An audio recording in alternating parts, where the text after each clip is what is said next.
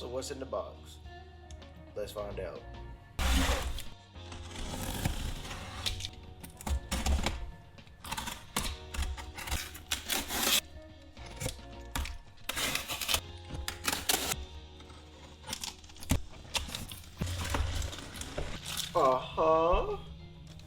We got plastic wrapped in plastic.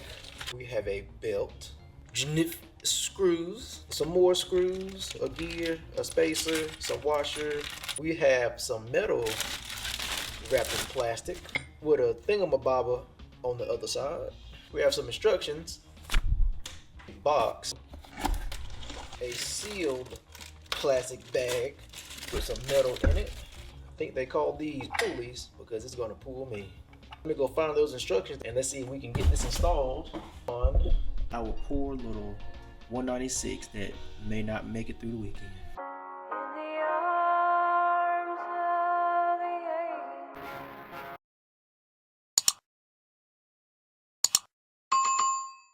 So anytime before I start anything, I like to make sure that I look at the parts list to make sure that I actually have everything, which it looks like I do. And we're going to go ahead and get this Tav2 Torque Converter mounted up. All right, so with our chain, we're gonna have to run the 12T sprocket, and I have a 24 mil socket. All right, and that is not coming off unless I want it to come off. Let's move on to the next step. All right, next order of business is to get it mounted to the motor with these.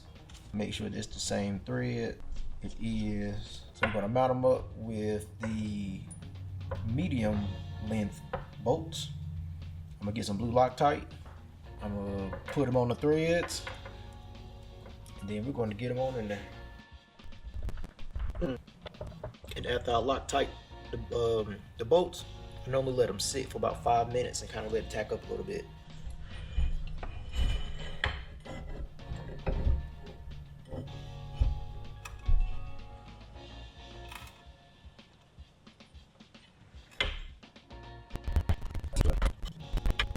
Alright, so this is hitting on something. Yeah, let me remove that heat shield and let's see if that makes it a little bit better. Alright, now come on. So my issue now is that this fin is hitting that oil check. I definitely ain't gonna be able to use that to check oil from the rear. Alright, yep. So it's looking like I'm going to have to shave that down a little bit. So I'm gonna take my Dremel, I'm gonna knock that bad boy in half and stick it back in there.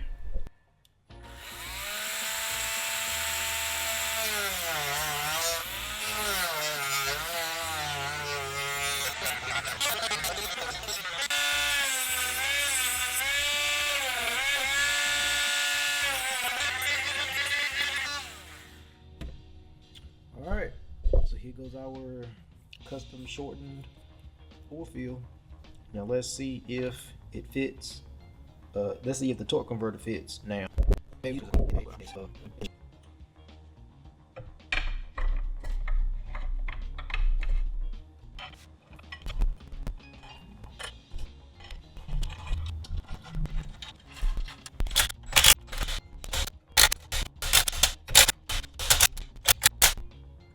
there we have it.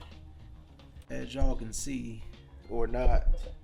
No, you still really can't see. I'll throw a picture in there, but it's just barely missing where I had to trim it.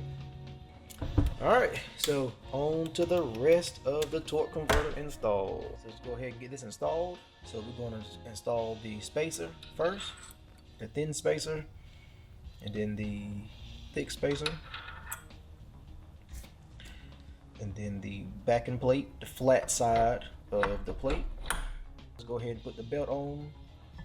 So make sure that the flat side of the belt is facing the flat pulleys.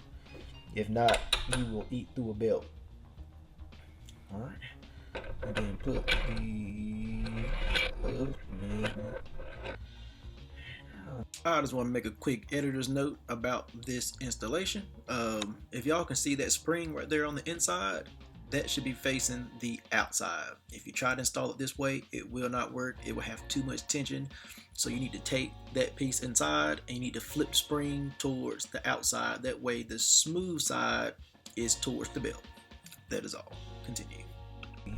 I guess the clutch or whatever it is on there.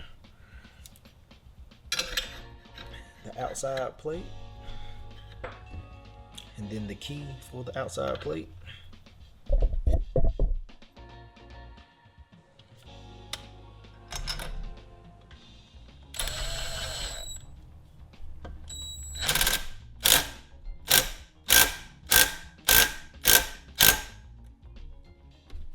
Alright guys, so here we have the torque converter cover in all of its glory.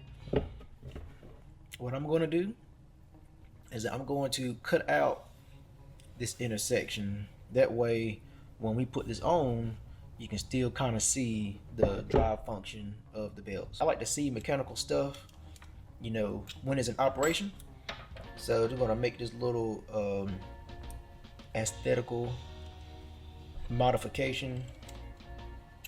So I think it'd look cool. I think it'd look nice, and it should still keep enough dirt and debris and rocks and stuff out of the belt and everything as well.